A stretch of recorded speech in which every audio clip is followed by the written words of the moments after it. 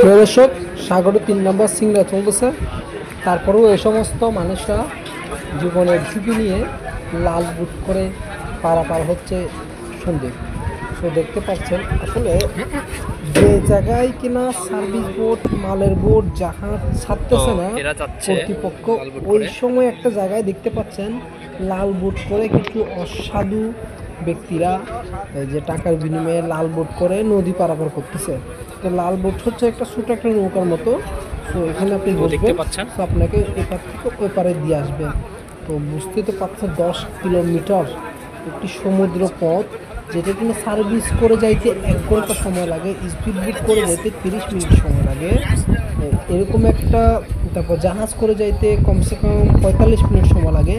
ওরকম একটা মানে এত বড় একটা সময় নিয়ে নিয়ে জীবনের ঝুঁকি নিয়ে মানুষদেরকে এ পার থেকে ওই পারাপার করতেছে লাল বুট করে।